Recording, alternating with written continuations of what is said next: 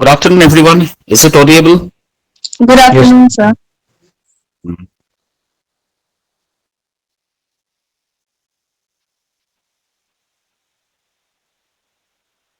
Production functions with one variable input and laws of returns. What does it mean? Yesterday, I've already explained you the law of return. The law of return state that when at least the one factor of production is fixed, or the factor input is fixed, and when all other factors are varied, the total output in initial stage will increase at increasing rate. यहाँ पर एक full stop होगा. तो कैसा होगा? The law of return, कोई भी एक वेरिएबल्स अगर फिक्स्ड रहता है या कोई भी एक factors input if it is fixed varied from other factor, that factor is called the production function with one variable input, or you can say the law of return. This law is of universal nature, and it is proved to be true in agriculture and industry also. The law of return is also called the law of variable proportions or the law of diminishing returns. अगर questions आता है, if you get the questions, what is law of variable proportions, or what is diminishing law, or what is universal law or law of return, each and every question is similar. Don't get confused that sir has not taught this. What is law of diminishing return, law of variable returns, or law of return? Each and every in context, everyone is similar. Everything is similar. Okay. Don't get confused. So whenever one variable factor is variable and apart from other other factors are fixed, that is called law of return. जैसे example अगर agriculture या industries का दिया जा रहा है, जैसे land fixed, plowing the field, cultivating or plowing the land, that is also fixed. I am hiring the tractors, or else I am hiring the anyone else, the farmers, to cultivate my land. That is also fixed. But when you are spreading the seeds on the land, that one input is in variables. Why? Sometimes maybe you going to the farmers may spread the seed of wheat. Sometimes they will going to go for rice, or sometimes they go for any other crops and all, depends on the climatic conditions. So one factor always remain the variables and other input factors will always remain be the constant. In this situation it is called the laws of return. Go to the next slide. This is the diagram of its. Look at the diagram. Output and this one is variable inputs. Look at the output. Stage 1 means the primary stage. It's continuing. Then it comes to stage 2 means the new stage. Stage 2 means the new formation. It goes on, come to the next stage, that is stage 3. Okay, stage 3 means again the final productions. This is the units of labor or variable inputs. See, stage 1, I am cultivating, or I am spreading the seeds. Then it's come to the stage 2, it form a small plant, and when it comes to the stage 3, it comes to the final production. It's the called the variable inputs. Look at the another one. Look at, if you look at the MP, market price, AP, some other variable price, or TP, some other price. Okay, according to that, the line curve, it goes from A point to B point. Look at the line, it's gradually developing. Look at the line C, again it's coming a falling down a little bit of C, it get curved in little bit of C. Again look at the another one, it's again get curved when it under the stage 1, again it gets down directly to MP. The another one, it's getting up, again it's getting down to AP. What does it mean? Each of these three line intersect each other. Look at B, and then it is intersecting in stage 2 with T1, A1 and point MP. The line which intersecting the line, look at the line B, Look at the diagram very carefully. Look at the line B. Each and every line is intersecting with each other. This point is the variable inputs. This point you can, sorry, not variable. This point is, you can say, it is a constant positions. Okay, this point is constant positions where each and every point meets at a similar point. यहां जो point intersect किया गया है, ये जो B line खींचा गया है जिसको तीनों को इंटरसेक्ट कर रहा है, आप देखिए each and every point is constant here. ये चीज अगर मैं ग्राफ में दिखा सकता हूं ये और अच्छा होता, क्योंकि ये ऐसा ही नॉर्मल डायग्राम है. अगर ये ग्राफ में होता तो एग्जैक्ट पॉइंट, एग्जैक्ट वैल्यू और उसका इंटरसेक्टिंग लाइन एग्जैक्टली आप इस चीज को फाइंड आउट कर सकते हो. ये जो पॉइंट मिला हुआ है ये कांस्टेंट है, ये कांस्टेंट है, यहां पर कोई चेंजेस नहीं है. ठीक है, but other variable factors, other factors are there. Sometime is it getting up, sometime is getting down. So it is always, these are the points apart from point B, these are the points remain in invariable positions. That is why it is been called as law of return. This is the exact diagram of law of return. It can also be more and more clear if I put it into the graph chart. Okay, is it clear? These are the three intersecting line, point B. Graph को ध्यान से देखो, diagram को ध्यान से देखो. Stage 1 का मतलब हो गया प्रिलिमिनरी स्टेज, स्टेज 2 का मतलब एडवांस स्टेज, स्टेज 3 का मतलब हो गया final stage. Am I clear? या आउटपुट यहां से स्टार्ट हो रहा है, देखो. ठीक है, ये कहां कहां, टीपी में जा रहा है, एपी में जा रहा है, एमपी में जा रहा है. These are some invariable productions. Okay, now ये जो पॉइंट बी लाइन हम खींचे हैं, यहां पर तीनों पॉइंट इंटरसेक्ट एक ही जगह पर हो रहा है. तो ये जो तीन पॉइंट जहां पर ये लाइन बी इंटरसेक्ट कर रहा है, इस पॉइंट्स को हम लॉ ऑफ रिटर्न करते हैं. कोई भी एक पॉइंट्स कांस्टेंट रहता है, बाकी कुछ इनवेरिएबल्स रहता है. This is called law of return. Ma'am go to the next slide, देखते हैं और कुछ एक्सप्लोर कर सकते हैं कि नहीं. Look at the output. नहीं, उसके बारे में नहीं है, यहां दूसरा कुछ दिया है. Output with the fixed capital and variable labour inputs. Yes, these are all the calculations. Okay, unit of labour 0, total production 0, marginal production MP 0, average product 0. It is in stage 1 which is called as a preliminary stage. मतलब देखो constant position है, कोई भी यहां पर fraction of changes नहीं हो रहा है. स्टेज 1 0 में है. नेक्स्ट अगर है यूनिट्स ऑफ लेबर 1 है, टोटल प्रोडक्शन अगर 10 यूनिट होता है तो मार्जिनल प्रोडक्शन भी 10 यूनिट होगा, एवरेज भी 10 होगा. यहां कोई स्टेज नहीं हो रहा है, क्यों? यहां भी वेरिएबल्स कांस्टेंट ही रह रहा है, कोई चेंजेस नहीं हो रहा है. Come to the next unit 2. Labour अगर हम 2 लेते हैं, हमारा टोटल प्रोडक्शन 22 होता है. मार्जिनल प्रोडक्ट्स देखो यहां पर चेंज हो रहा है 12, एवरेज प्रोडक्ट्स यहां पर 11. यहां पर सडनली कुछ चेंजेस हो रहा है. ओके, या सडनली कुछ चेंजेस हो रहा है. The line is drawn with similar, with different colours. यहां पर थोड़ा सा देखो चेंजेस आ रहा है. Come to the next is stage 3, unit of labor 3, total production 33, marginal productions 11, average production 11. ये आ रहा है stage 2. थोड़ा सा वेरिएबल्स हमें दिख रहा है. Come to the last part. देखो यहां पर लेबर अगर हम यूनिट्स लेते हैं 8 लेते हैं, टोटल प्रोडक्शन अगर 45 होता है तो मार्जिनल प्रोडक्ट्स हमारा -3 में जाता है. There is a calculations how to find out the units of labour और how to find out the marginal products. The calculations are been given based on the similar calculations. You have to calculate all these things. The formulas are been discussed in my previous slides and all. Go to that slide. The calculations are always there. Okay, how to calculate, it has already been shown there.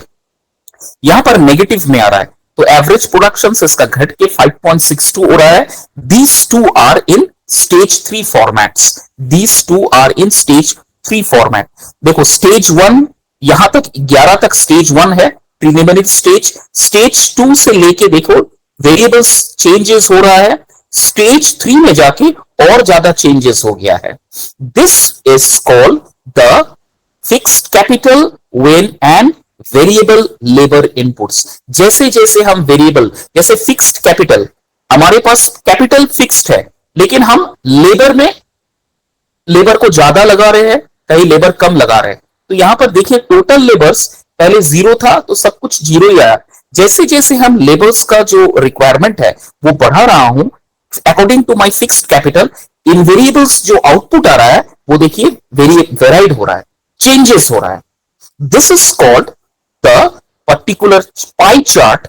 You can show it in a very good pie chart that how the output is coming out when we used our fixed capital and the variable labors. समझो चीज को, जब हमारा fixed capital है और हम labours varied कर रहे हैं, वेराइज आज एक लेबर लिया हूं, कल दो लेबर ले रहा हूं, नेक्स्ट डे तीन लेबर ले रहा हूं, तो according to that my progress of work, my output will show the differences.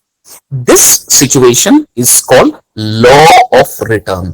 यही सिचुएशंस को हम लॉ ऑफ रिटर्न्स या लॉ ऑफ डिमिनिशिंग्स या लॉ ऑफ वेरिएबल प्रोपोर्शंस कहते हैं. क्लियर है? Is it clear? Yes, sir. Is it clear? Anyone? Someone is also there in my class? Is it Yes, clear sir. to you? Okay, clear नहीं होगा तो बार बार पूछना, थोड़ा सा ये पेपर कॉम्प्लिकेटेड है, managerial economics. Okay ma'am, please go to the next slide. Okay, production functions with two variable input. पहले one variables लिया था, अब दोनों वेरिएबल्स लेके करते हैं. एंड लॉ ऑफ रिटर्न क्या आता है? लेट अस कंसिडर, ये सब ना कैलकुलेशंस है, ये सब मैथमेटिकल कैलकुलेशंस है. During the time of examinations managerial economics में ये मैथमेटिकल कैलकुलेशन आता है, स्टैट्स आता है, पाई चार्ट आता है, वेन डायग्राम्स ड्रॉ करने के लिए आता है. These all are the parts of managerial economics. तो practice as much as possible, क्योंकि आपको ये बेस्ड ऑन साइंस ना, ये रिलेटेड टू साइंस ही है मैनेजरियल इकोनॉमिक्स. तो आप जितना ज्यादा कैलकुलेशंस, जितना ज्यादा आप डायग्राम्स और पाई चार्ट, ग्राफ या फिर वेन डायग्राम के माध्यम से इन चीजों को दिखाइएगा, उतना ही ज्यादा आपका स्कोरिंग जो है ज्यादा होगा. So be careful all this thing. देखो वहां कैलकुलेशंस दिया है. Let us consider a production process that requires two inputs. First करो, हम एक प्रोडक्शन प्रोसेस में है, हमारे दो यूनिट हम उसे कंसीडर कर रहे हैं, capital C and labour L, to produce and give an output. हमने कोई प्रोडक्शंस, फाइनल प्रोडक्शंस तैयार करने के लिए हमने कैपिटल लगाया और लेबर लगाया, ठीक है, दो वेरिएबल्स लेके. अब क्या हुआ? What is Q? Q is the output, given output Q. Q को हम आउटपुट पकड़ रहे हैं. There could be more than two inputs in real life situation, but for a similar analysis we restrict the number of inputs to two only. In other words, the productions function based on two inputs can be expressed as Q equal to F function of capital and labor bracket close, where C refers to capital and SL refers to labor. चीज को समझा देता हूं. फर्ज करो मैं कुछ product market में लॉन्च करना चाहता हूं विथ एन इमीडिएट इफेक्ट, ठीक है. I don't want to spoil any more time. Okay, I want my production to be in the market. So what should I do? I had to invest more and more capital. Apart from that, I had to invest, I had to take more levels to get my work completed. Now, this can be calculated through the functions, that is output. What will be the output? Output, if I calculate the output with this given two variables, then it should be calculated based on output equals to function bracket open capital comma L bracket close. ये जो calculations है आपने class 10 या class 9 में BODMAS formula किए हो. सबसे पहले हम ब्रैकेट का काम करेंगे, उसके बाद डिवीजन, मल्टीप्लीकेशन, एडिशन, सब्ट्रैक्शंस. इस तरह से ये कैलकुलेशंस किया जाता है, ठीक है. First of all bracket remove करेंगे उसके बाद, ठीक है. इस तरह से किया जाता है calculations. Normally both capital and labour are required to produce a product. जो मैंने बताया, देखो यही चीज लिखा है कंक्लूजन में. To some extent these two inputs, to some extent these two inputs can be substituted for each other. Hence the producer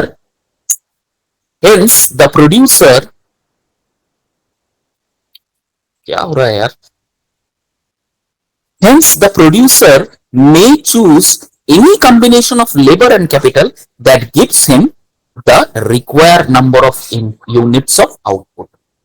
अब ये डिपेंड्स करता है प्रोड्यूसर के ऊपर, मैन्युफैक्चरर के ऊपर, कि मैं कितना कैपिटल और मैं किस क्वालिटीज का लेबर मैं अपने प्रोडक्शंस के लिए, आउटपुट के लिए मैं यूटिलाइज करूं. ठीक है, अगर मुझे आउटपुट चाहिए इंस्टेंट, तो मुझे कैपिटल और लेबर पर सबसे ज्यादा ध्यान देना पड़ेगा, because may the capital is fixed but the labour is variables. Okay, labor, you can shift from one labor to two labor, from three labors to four labor, but your budget is fixed. Yesterday Nilanjan was discussing on this point only, that sir कभी कभी हमारा budget जो होता है वो fixed रहता है, लेकिन कुछ कुछ चेंजेस हमें करना पड़ता है, वेरिएबल्स हो जाता है, तब जाके हमें आउटपुट मिलता है. He was correct on that particular day कि कुछ कैपिटल्स फिक्स्ड रहता है, कैपिटल आपका फिक्स्ड है, you need to cut short down the programs. Okay, according to that मुझे कट शॉर्ट करना पड़ेगा, क्योंकि आपके पास बजट दे दिया गया है, इतना ही में आपको काम निकालना है. No extra budgets will be allowed from the production manager और production house. So you need to cut short on other variables. जहां आपको लग रहा है मुझे दो लेबर से काम चलाना पड़ेगा, तो मुझे जो तीसरा लेबर का रिक्वायरमेंट्स है मुझे उसे हटाना पड़ेगा. जहां मुझे लग रहा है कि एक लेबर से काम चल जाएगा, तो मुझे वहां एक और लेबर का रिक्वायरमेंट्स नहीं है. इस तरह से कट शॉर्ट करके within the fixed inputs आपको काम करना है, then only will going to get the output. अब इस चीज को हम कैलकुलेशंस कैसे कर सकते हैं? How to calculate this thing? You can calculate output equals to function. F means function, bracket open, C means capital, L means labor, bracket close. ठीक है, these are the production functions जब हम दो variables को लेके चलते हैं. पहला वाला एक वेरिएबल्स था, एक फिक्स था, एक वेरिएबल्स था. यहां पर दो वेरिएबल्स है, कैपिटल भी वेरिएबल्स है और लेबर भी वेरिएबल्स है. तो जब दो वेरिएबल्स में हमें प्रोडक्शन फंक्शंस को दिखाना है, तब मुझे ये मैथमेटिकल कैलकुलेशंस करना पड़ेगा. Functions quantity equal to functions bracket open, capital and labour bracket close. Clear है? This all are the mathematical calculations. जितना आप प्रैक्टिस करोगे उतना ही ज्यादा अच्छा रहेगा. Is it clear? Yes, sir. Yes, sir. Now isoquants. What is iso means equal, quants means quantity. Isoquants means equal quantity. Isoquant means the quantities throughout a given isoquant are equal. Isoquant are also called isoproduct curve. And isoquant curve shows various combinations of two input factors such as capital, labor, which yields the same. Yields means here help the same level of output. What is the combinations? देखो यहाँ combinations देखो, तो isoquants का मतलब equal quantity. देखो यहाँ पर combinations क्या दिया है? combination A, capital in lakh 1 lakh, number of labor मेरा 20 चाहिए. अगर आपका कैपिटल 2 लाख है, नंबर ऑफ लेबर आपको 15 चाहिए. अगर कैपिटल 3 है तो आपका नंबर ऑफ लेबर 11 है. अगर कैपिटल 4 है, नंबर ऑफ लेबर्स 8. ओके, 5 है, 6 है, 6 है, 5 है. Look at the calculations. देख लो, इक्वल क्वांटिटीज, इक्वल क्वांटिटीज में कैपिटल कैसे डिस्ट्रीब्यूट कर रहा है. देखो, अगर आपका कैपिटल 1 लाख है, समझो इस चीज को, आपको 20 लेबर की जरूरत पड़ेगा. अगर 2 लाख है, देखो 15, धीरे धीरे कैसे घट रहा है. देखो, the labor is getting diminished slowly. हम लेबर्स को डिलीट कर रहे हैं.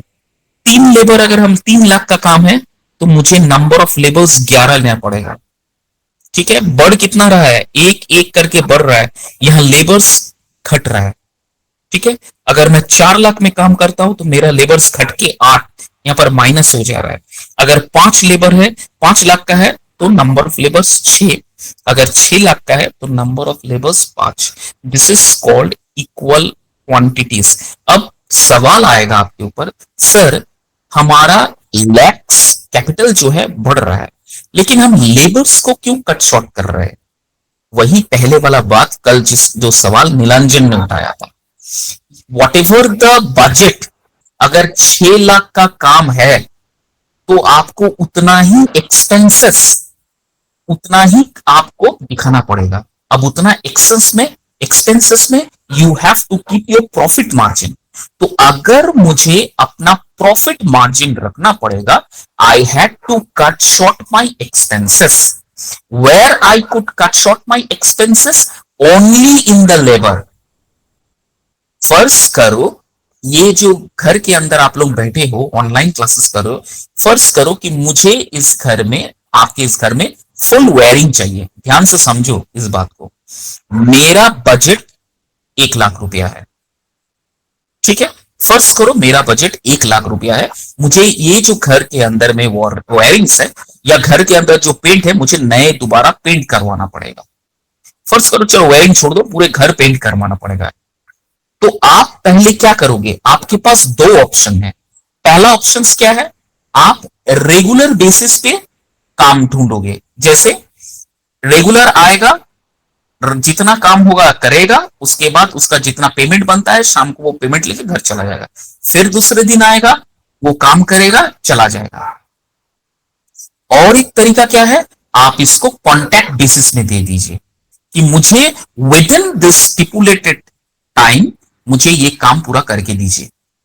दैट यू नोज, आप कैसे करोगे, क्या करोगे, कैसे करोगे, दैट अप्स टू यू। तो जहां पर मुझे 1 लाख खर्चा करने के लिए मुझे 2-3 लेबर की जरूरत पड़ रहा है, अगर मैं कॉन्टेक्चुअल में दे दूं तो मुझे उतना ही या उससे थोड़ा सा ज्यादा, लेकिन मेरा लेबर का खर्चा जो है वो कम हो रहा है। क्यों? They also set a target. अगर 1 हफ्ता तक मैंने इस चीज को कंप्लीट करके नहीं दिया तो I have to pay from my own pocket, because my customer will not going to pay any extra for that. I had to cut short all of my thing. तो सुपरवाइजर क्या करेंगे? Supervisor क्या करेंगे? उस labour को ज्यादा pressure देंगे कि आज यहां तक काम करके उसको आइए। आज वहां सुपरवाइजर जो है देख रखे है, वो क्या करेंगे? काम जितना टानेंगे टानेंगे। क्यों? उसको भी पता है कि मैं ज्यादा लेबर लूंगा तो ये जो एक्सपेंसेस है वो मेरा निकल जाएगा अपने पॉकेट से। तो कोशिश करूंगा उसी एक्सपेंसेस में अपना प्रॉफिट बचा के, लेबर का पेमेंट करके मैं कम अपना प्रॉफिट बचाऊं। इसलिए क्या करेंगे? वो लेबर्स कम लाएंगे, लेकिन क्वांटिटी ऑफ वर्क जो है उसका लेवल जो है फिर बढ़ जाएगा। This type of work is called equal contact, और सॉरी इसोक्वेंट्स टाइप कॉन्टैक्ट्स, जहां जितना पैसा लेबर उतना कम। ये एक स्ट्रेटेजीज है, दिस ऑल स्ट्रेटेजी, जहां पैसा लगाया जा रहा है ज्यादा से ज्यादा। देखिएगा सुपरवाइजर या कॉन्टेक्चुअल बेसिस में जहां पर काम होता है, वहां पर लेबर्स का जो है ना थोड़ा सा कम रहता है। क्यों? वो चाहते हैं कि मेरे पास अगर इतना कैपिटल है, मैं कोशिश करूंगा कम से कम लेबर पेमेंट करके, ज्यादा से ज्यादा तो आपको लेबर पेमेंट चला जाता है।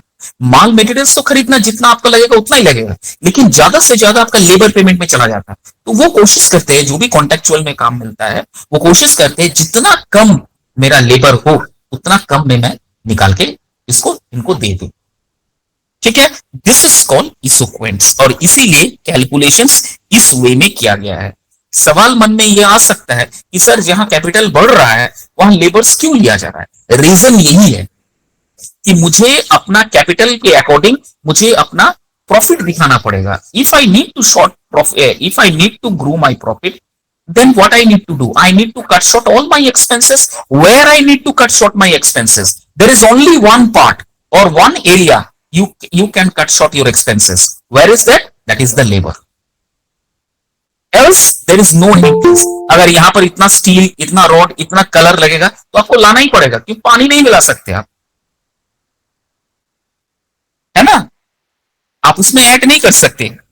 तो this is the why this is because of this number of labour. जहां कैपिटल बढ़ रहा है वहीं पर देखिए आप नंबर ऑफ लेबर्स कम हो रहा है। समझ में आ गया? क्लियर है? Yes sir. ये सब टेक्निक्स है, समझ लो। These are all techniques. जब भी देखिए घर में आप काम करवाइएगा या बहुत बड़े जगह पर काम हो रहा है, बहुत बड़ा बिल्डिंग बन रहा है, इंफ्रास्ट्रक्चर बहुत जबरदस्त है, कैपिटल बहुत खर्चा हो रहा है, तो वहां पर देखिए कट शॉर्ट किया जाता है। कट शॉर्ट एक ही जगह किया जाता है, that is on labour. Apart from that आप मटेरियल्स अगर गलत लगाओगे, बिल्डिंग अगर धस हो गया, आपके ऊपर केस कर देगा, आपको जेल जाना पड़ेगा। You have to go. तो वो चीज हम कट शॉर्ट नहीं कर सकते। तो एक ही एरियाज है जहां पर मुझे कट शॉर्ट करने का क्षमता है। I can cut short my expenses and where is that particular place? Only in the labels. ठीक है, इसीलिए this type of thing is called isoquant. अब अपना कैपिटल्स को और कॉम्बिनेशंस को इक्वल करने के लिए देखिए नंबर ऑफ लेबर्स भी इक्वली है। अगर आप कैलकुलेशंस कीजिए how the labours are diminishing, look at 12 20 15 11 10 6 5, कितना का डिफरेंसेस आ रहा है? कैलकुलेट करके दिया 5, उसके बाद 4, उसके बाद 3, उसके बाद 2, उसके बाद 1। नंबर ऑफ कैपिटल बढ़ रहा है, लेकिन नंबर ऑफ कैपिटल्स का जो नंबर ऑफ लेबर्स का जो एक्सपेंसेस है उसका डिफरेंस देखिए वहां घट रहा है। इसीलिए this type of functions is called isoquant. Iso means equal, quant means quantity. Clear है? एक्सप्लेन कर पाओगे?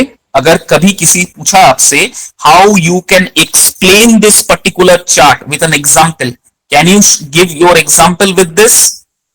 Can you explain with the example? You can write in your answer sheet.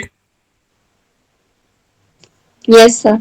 Isoquant कैसा क्वेश्चन आएगा? What is isoquant? What do you mean by isoquant? So whenever the question come in straight format, na, you just write down this, or you need to draw this particular graph: capital, combinations, and number of labels. And through this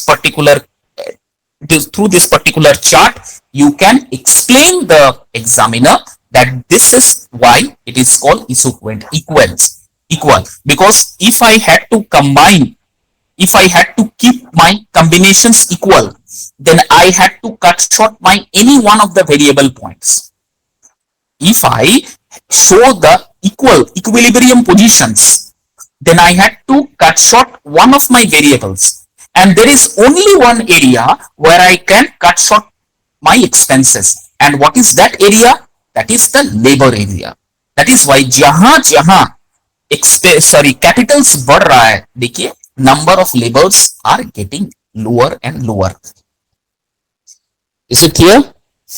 So that means that it is only for more profit gain, क्योंकि capital के साथ तो labour भी बढ़ना चाहिए ना, because अगर capital बढ़े दैट मींस भी वर्क वाइज भी रिक्वायरमेंट बढ़ रहा होगा, that's why there is an increase in the capital. कल आपका ये सवाल था ना, मैंने अभी जस्ट किया आपके क्लास होने से पहले कि नीलांजन ने ये जो सवाल किया था कि सर मैनेजर्स का क्या काम होता है कि अगर कोई थोड़ा सा रिजिड एटीट्यूड शो कर रहा है और थोड़ा सा उसी में करने के लिए कोशिश कर रहा है, तो मैंने एक जवाब दिया था, आपने एक जवाब दिया कि सर हम अपना कट शॉर्ट एक्सपेंसेस करते हैं, हम अपने एक्सपेंसेस को कट शॉर्ट करते हैं। मतलब आपका जो मार्जिन है, आपका जो प्रॉफिट है, आप उसमें थोड़ा सा कट शॉर्ट कर देते हो। तो एक ही एरियाज है ना, आप जो भी उनको प्रोवाइड कर रहे हो उसमें तो आप कट शॉर्ट नहीं कर सकते हो। आप जो सॉफ्टवेयर उनको प्रोवाइड करवा रहे हो, जो भी उनको आप डेटा प्रोवाइड कर रहे हो, उसमें क्या कट शॉर्ट कर सकते हो? Never ever. तो where is the cut short you can do? Only in one variable positions, that the labours area और the workers area. Only that positions रह जाता है जहां आप कट शॉर्ट कर सकते हो। और ये चीज ना देखा गया है, जहां पर जितना ज्यादा कैपिटल्स है, आप देखिएगा वहां लेबर्स का एक्सपेंसेस को कट शॉर्ट किया जाता है, कट कर दिया जाता है। लेबर को मुझे 520 रुपया दिया जा रहा है। Understand the psychology of the supervisors or the production house. I pay 520 rupees per day to one of my laborers.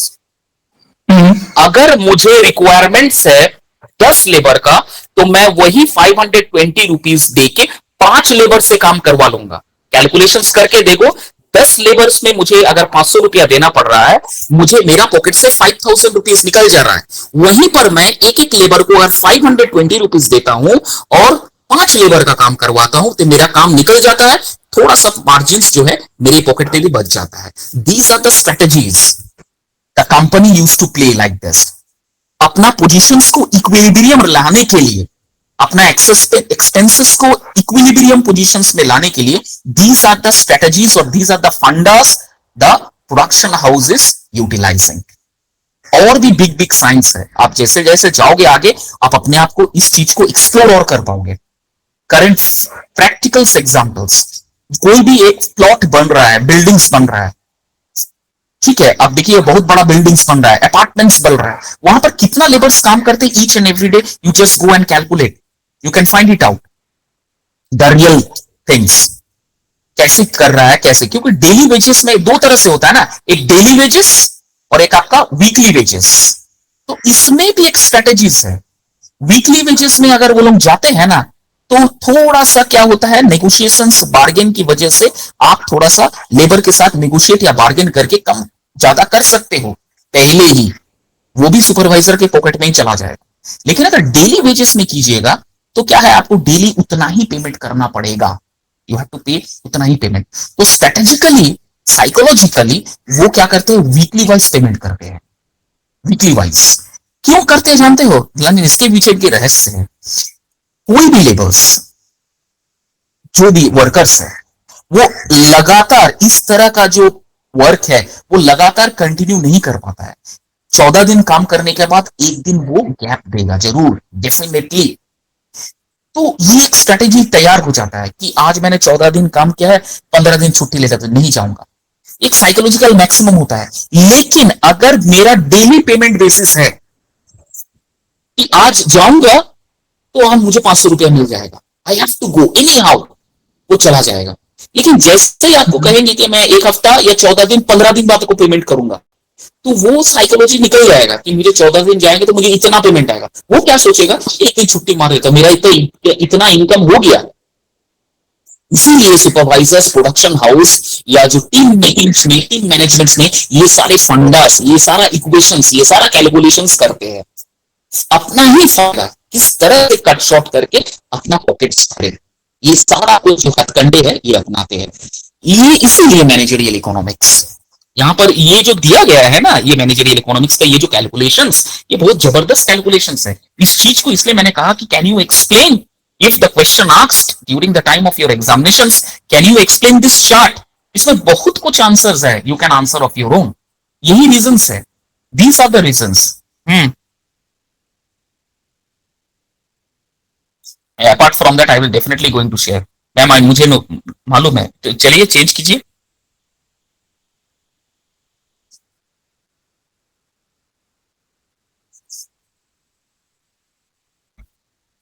ये हो गया, दूसरा दिखाइए।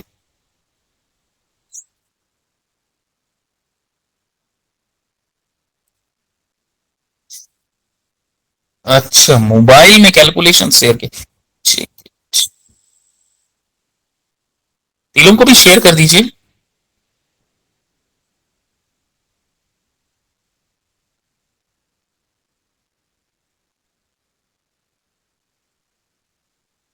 देखो, the very good calculations, equal quantity, सब कुछ कैलकुलेशंस है। Each row A F shown in a possible way. इस चीज को अगर आप ग्राफ में कर सकते हो ना, बहुत अच्छा है। A firm uses 1 lakh capital, 20 labours. तो ऐसा hold on for a minute, हम लोग अभी तक मिला नहीं है, we are not able to relate, just a second. Okay, now I got you.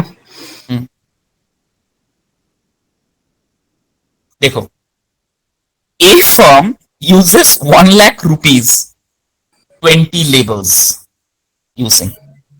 Firm B using 2 lakh rupees, capital, 15 laborers, but the output remain the same. Okay. C using 3 lakh capital, 11 laborers, still producing the same output. So, as capital increases, the number of labor decreases because capital can replace some laborers. जो मैंने बताया वही चीज है। There is only one place you can cut short. Apart from others, you cannot cut short the expenses. Only in that particular areas, labor areas, you can cut short the expenses. Otherwise, आप कहीं पर भी देखो, firm ए 1 लाख रुपया capital use कर रहा है, 20 labour का काम वो निकाल रहा है, 1 लाख रुपया निकाल के 20 लेबर यूज कर रहा है। जैसा ही आपका कैपिटल बढ़ जाएगा ना, जैसा ही आपका कैपिटल बढ़ जाएगा, एक ह्यूमन, मैंने कहा ना, managerial economics is also a big psychology. I got the definition. If you go with the definitions, here the psychology is. What is the reason behind this? कोई भी सुपरवाइजर जब देखेगा मेरे पास कैपिटल ज्यादा है, वो क्या करेगा, मेरा कम से कम कहां एक्सपेंसेस कट शॉर्ट कर सकते हैं, वो करके वो अपना प्रॉफिट देखेगा। They will look for the profit. इसीलिए फर्म बी ने 2 लाख रुपया कैपिटल उसको मिला, उसने 5 लेबर हटा दिया, बोला 15 में ही काम निकालिए आप लोग, 15 में ही काम निकाला। प्रोडक्शन बिल्कुल सेम है, प्रोडक्शन इज कांस्टेंट, वहां पर कोई चेंजेस नहीं हो रहा है। इसका मतलब क्या है, they have provided the allotments to every employees, if you want this particular amount then you have to work for this, ये आपका टाइम पीरियड्स है, आपको इतने में आपको कंप्लीट करना पड़ेगा। इसका मतलब क्या है, इससे एक और चीज हम एज्यूम कर सकते हैं, ये जो एक बंदा 1 लाख रुपया इसको कैपिटल मिला है, इसने 20 लेबर लगाया, ये मतलब पर डे इनकम बेसिस वाला काम कर रहा है। जो लेबर्स को हम पर डे इनकम में करवाते हैं, उनका जो प्रोग्रेस है या उनका जो आउटपुट है वो बहुत स्लो होता है as compare to contractual basis. इसका मतलब फर्म बी और सी ने अपना काम कॉन्ट्रेक्चुअल बेसिस में दिया है कि you will not going to pay every day, after completing this work this amount will be paid to you. Are you agreed? Then come and join my company and start working. If not, go for other companies. Straight away यहां पर यही चीज किया गया है, जो मैंने पहले कैलकुलेशंस करके बताया है, सेम चीज यहां पर किया गया है। इसका मतलब है there is only one place, each and everything, the capital or something else remain the constant, only one particular area when you can cut short your expenses, that is the labor part or the machineries part, वो labour ही पकड़ा जाता है। ठीक है, this is the particular example and table of the isoquant. Clear है, explain कर पाओगे अब? हाँ सर, रियलिटी में तो वही अभी हो रहा है, आफ्टर कमिंग एआई वो जो जॉब कट्स हो रहा है, तो मैंने बताया Nilanjan, can you find the architects, जो आर्किटेक्चर का पढ़ाई किया है, बहुत सारे in our Jamshedpur there is one college, Awadh dental college. At the back of that Awadh Dental College, there is a building, architecture building, where the students are taught architectures. It has been suddenly closed. Why do you know? Because of this artificial intelligence. You just take a pic of your building, of any buildings. Okay, you just thrown on your AI. They will going to create a 3-dimensional diagram with each and every points, with each and every floor, settings, interior design, each and everything. The name of an AI is Zopto AI. Mind blowing, terrific. Utilize that AI. ZOPUTOI. If I am not go wrong with my spelling and all, that type of AI, you can just take a pic of any what you can say, room or any building. You just paste it on the AI. Each and every dimensions, each and every corner, what will be the size of the rooms, how many kathas, or how within a plot, what type of building you want to construct. They will certainly going to ask you the questions, some relevant questions. Based on that, they will create a model on that. Architecture का दुकान बंद हो गया है, और ये जो चीज मैंने आपको बताया ना, ये चीज अभी चल रहा है। You go and visit to the Dimna place, where इतना बड़ा कॉरिडोर्स जो ब्रिज बन रहा है। I'm not telling in Nilanjan, I'm not telling to you because you are residing in Purulia. But no, I know about him. Yeah. Other two are there. That is Ionisa and Tanmay. आप जाइए, look at जब construction start हो रहा था, day and night the workers are working. देखिए, government को भी अपना पैसा सेव करना ना, वो इन्वेस्ट कर रहा है, उसको भी सेव कर रहा है। अभी सिचुएशंस देखिए, 40% वर्क हो गया। अभी सिचुएशंस जाके देखिए, you can count the labours, एक एक पिलर में 2-2 लेबर काम कर रहा है।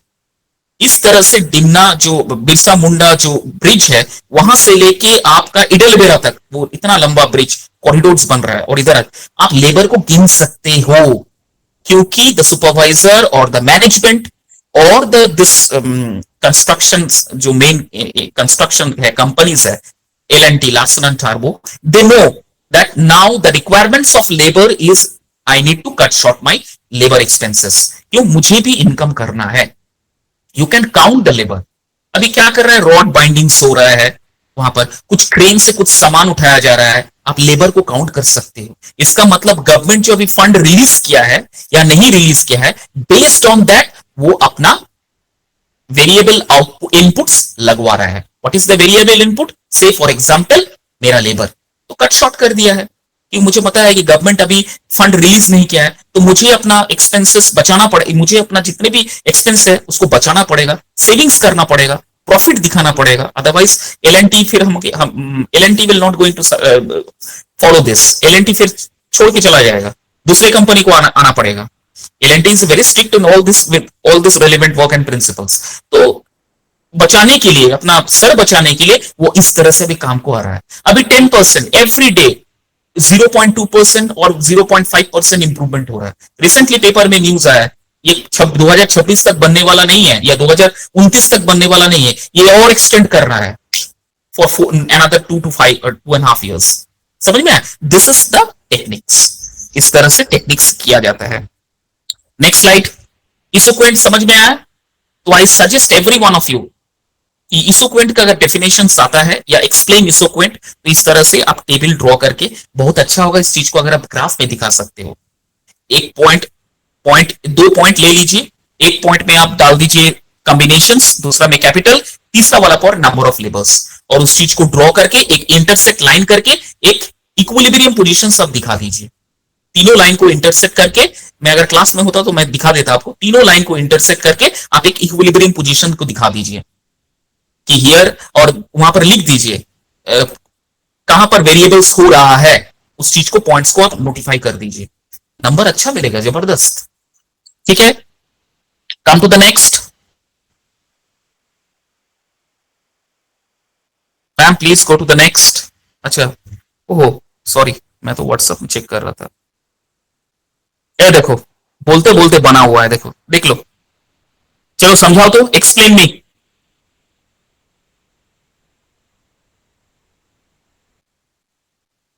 I think this one also be done by the AI. Summary using AI assistant. Okay. Capital. अरे कहाँ गया?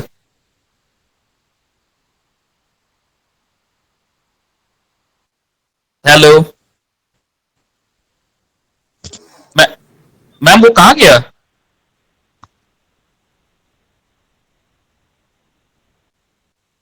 नहीं मैम, शेयर नहीं है, जीआईटीएस आ रहा है।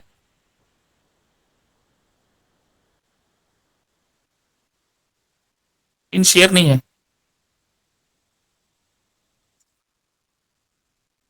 Yes ma'am. अरे मेरा में शेयर नहीं है मैम, जीआईटीएस लिख के आ रहा है मैम।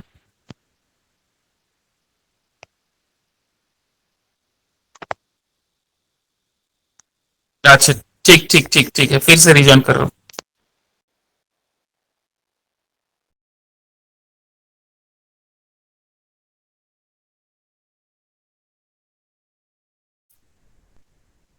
हाँ yes, sharing the screen. Okay, जैसे ही मैंने बताया, फिर गया।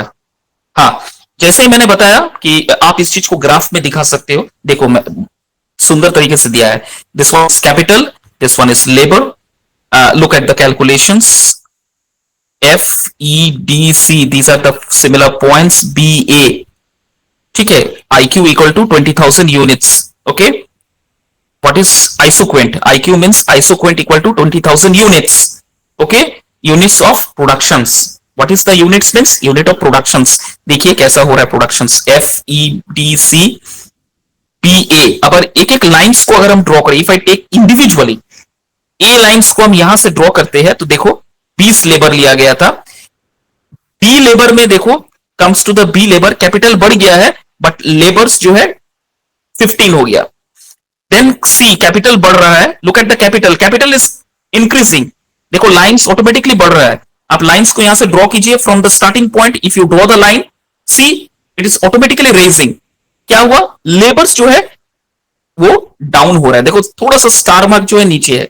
कम टू द लेबर डी, फिर बढ़ रहा है, लेकिन क्या है, लेबर्स आपका घट रहा है। फिर ई, कैपिटल बढ़ रहा है, लेबर्स डाउन हो रहा है। एफ एकदम टॉप में, कैपिटल मतलब sorry variables input that is labour, वो डाउन हो रहा है।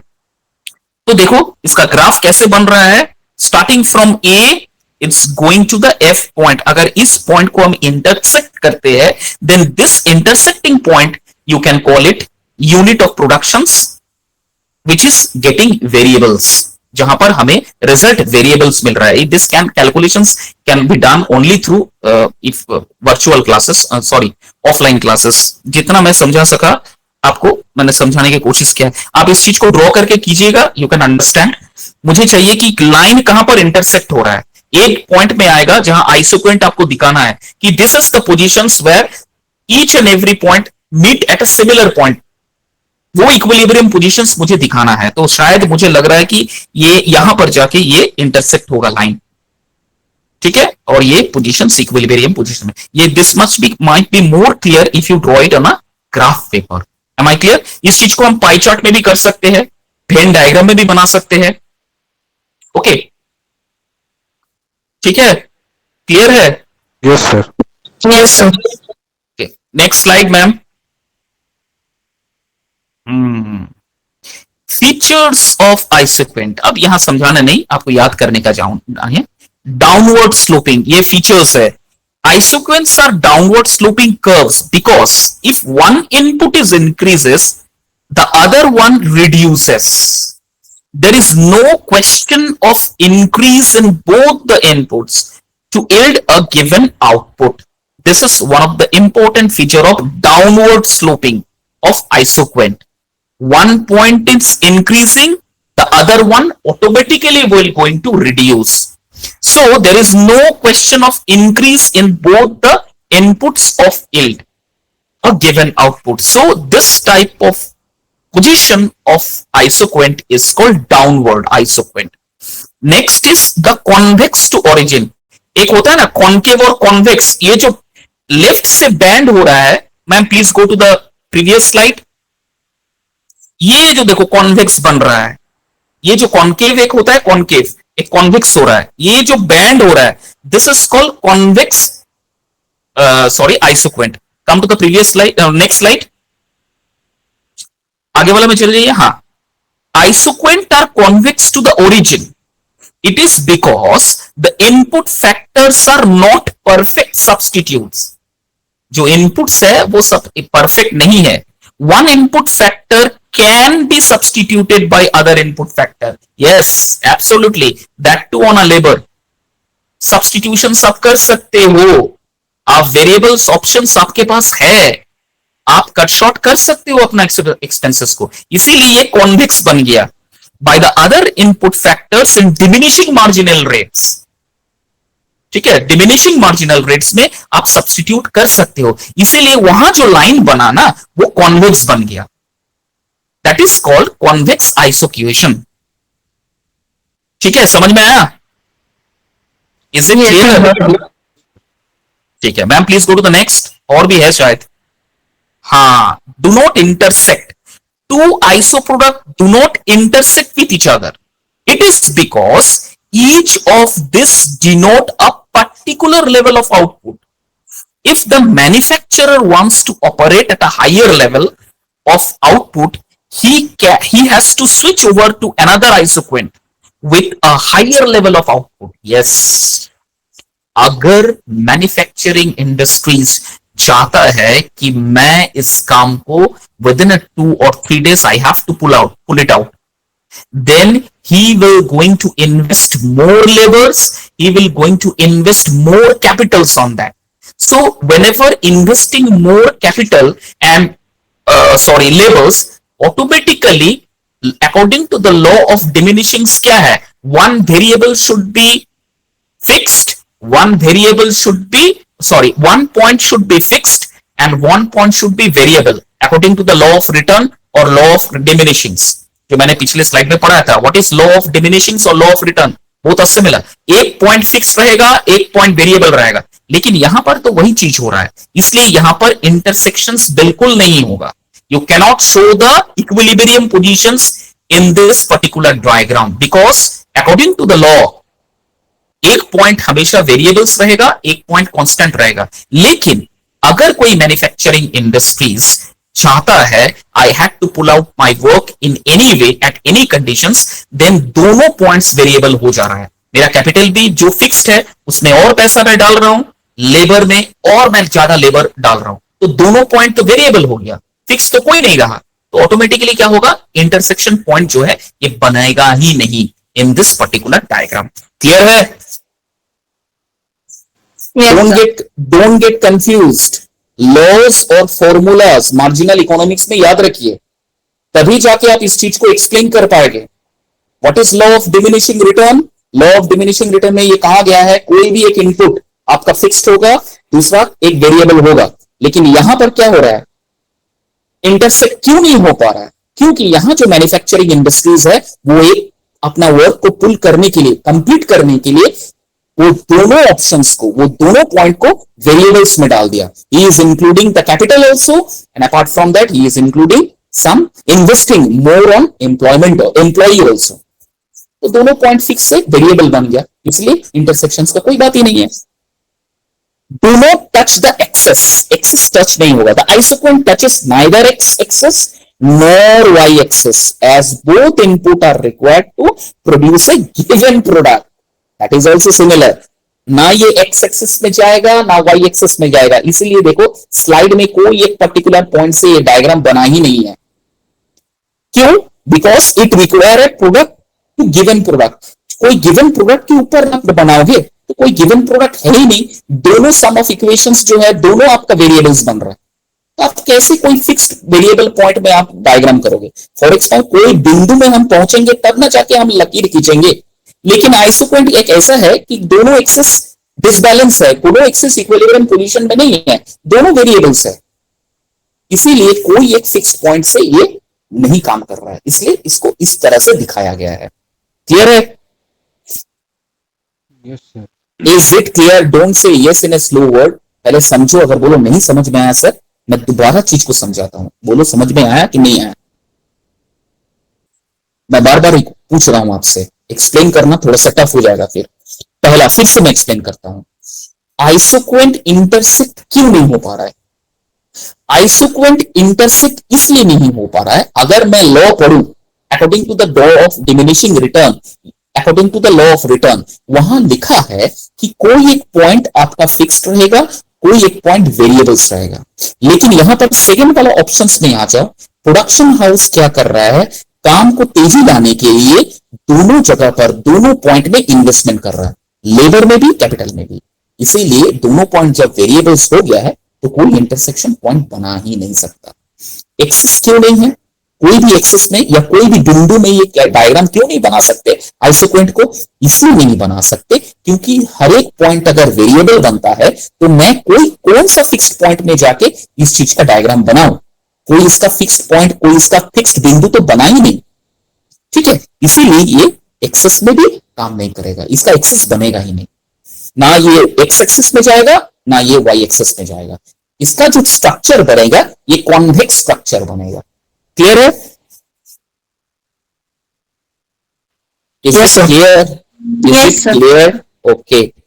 Ma'am, please go to the next slide. देखो, एकदम जबरदस्त दिया गया है, देख लो। ना कैपिटल ना लेबर, कोई फिक्स्ड नहीं है। Look at the Q1 20,000 unit, Q2 30,000 build हो रहा है, Q4 40,000 यूनिट। मेरा कैपिटल, मेरा लेबर बढ़ रहा है। ठीक है, तो कैपिटल कैसे क्या करेंगे हम, दिखाएंगे कहां पर? कोई एक्सेस में बना ही नहीं, ना एक्स एक्सेस में है ना वाई एक्सेस में है। अगर मैं स्ट्रेट लाइन को एक्स एक्सेस पकड़ू और लेफ्ट वाला को जो स्लैंटिंग लाइंस है उसको वाई एक्सेस पकड़ू तो कहीं पर भी ये नहीं बन सकता है। Variables, getting variables. तो जहां पर एक भी पॉइंट्स वेरिएबल्स होता है, मैं कांस्टेंट इक्विलिब्रियम पोजीशंस या कोई भी एक्सेस पे हम उसको ड्रॉ नहीं कर सकते हैं। That is why it has been floated lines. These all are floated lines. Okay? Slanting और floating बना हुआ है। अब इसको हटा देना तो ये कॉन्वेक्स बन जाएगा। इस चीज को अगर ड्रॉ करे तो ये कॉन्वेक्स बन जाएगा। क्लियर है? दिस इज द, देखो क्या लिखा है नीचे में, isoquants where input factors perfect are factors are perfect substitute, मतलब ऑल्टरनेट्स है। Whenever there is an alternate, you find a substitutions or something else, then you cannot fix at one point of time. For example, you are working in any company as an employee. Suppose they have a better substitute for you. So there is always, for that particular chair, there is always a substitution. आज यहां पर आप काम नहीं करोगे, चलो कोई दूसरा को बुला के लाओ, there is always a substitution. लेकिन if you are skill oriented, आप थोड़ा सा मैथमेटिकल कैलकुलेशंस के निकल के आपको थोड़ा सा रियल वर्ल्ड में लेके आते हैं। But if you are skill oriented, you only know how to crack this particular type of work, then there is no substitution for you for that particular chair. अगर वहां substitutions है perfectly, तो वो seat किसी के लिए भी optional रहेगा, किसी के लिए भी सब्सटीट्यूट रहेगा। मतलब हर एक ऑल्टरनेट आपका तैयार है, मैं वो पोजीशंस को ड्रॉ नहीं कर पाऊंगा, वो पोजीशंस का डेटा मैं सबमिट नहीं कर पाऊंगा, या उस पोजीशंस का मैं अकाउंट स्टेटमेंट बना नहीं पाऊंगा। क्यों? वो वेरिएबल्स है, चेंजेस हो रहा है, सब्सटीट्यूशन आ रहा है, तो मैं कैसे उसका एक्सपेंसेस या कैसे उसका स्टेटमेंट या कैसे उसको दिखाऊंगा? There is always a changes, there is always a substitutions, because but if a particular candidate or employee is very fixed with his skill oriented, he develop a new type of skill in every day, तो वो chair आपके लिए फिर fixed हो जाएगा। तो मैं उस चेयर के लिए अकाउंट स्टेटमेंट, बैलेंस शीट, उसका सैलरी अकाउंट सब कुछ बना के एचआर को सबमिट कर पाऊंगा। इसका मतलब क्या है? अगर सब्सटीट्यूशंस नहीं है तो आपका परफेक्ट एक्सेस में आपका सब कुछ बन सकता है, डायग्राम, मतलब आपका सब कुछ डॉक्यूमेंट्स बन सकता है। लेकिन अगर रिप्लेसमेंट है, सब्सटीट्यूट है, आपके ऑल्टरनेट्स कोई है, तो फिर वहां पर कोई भी बैलेंस शीट बनाना, उनका कोई भी चीज को क्लेम करना या सबमिट करना पॉसिबल नहीं है। ऐसा बहुत सारे जॉब्स है।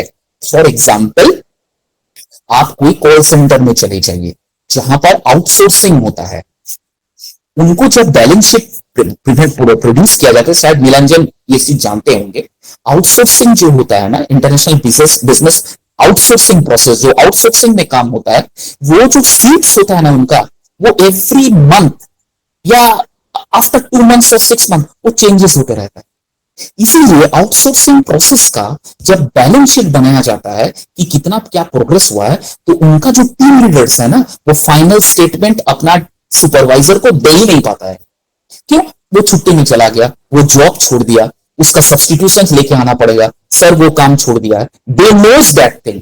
इसीलिए आपका कोई परफेक्ट स्टेटमेंट, आपका कोई परफेक्ट सैलरी अकाउंट, आपका कुछ भी परफेक्ट मतलब परमानेंट कुछ नहीं होता, सब कुछ टेम्पोररीज होता है। समझ में आ गया? तो जहां पर जितना सब्सटीट्यूशंस रहेगा वहां पर ये सब दिक्कतें होगा। आप उस चीज को ग्राफ में, वेरिएबल्स जो है या फिर जो सम है वो तो चेंजेस हो ही रहा है। क्लियर है? Is it clear? सर मतलब इनवर्स प्रोपोर्शन में हम लोग मान सकते हैं, अगर कैपिटल बढ़ रहा है तो लेबर ऑटोमेटिक डिक्रीज होगा। Yes yes yes yes yes, clear है? I miss and another one Yes, टन sir. में प्लीज बार बार इस चीज को सुनिएगा। और क्या मैम इन लोगों का भी टेस्ट लेना पड़ेगा क्या?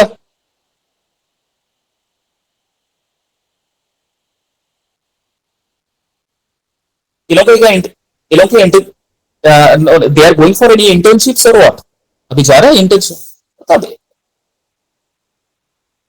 तो okay, no ma'am, then let us continue. Okay, ठीक है, thank you all of you. Thank you, sir.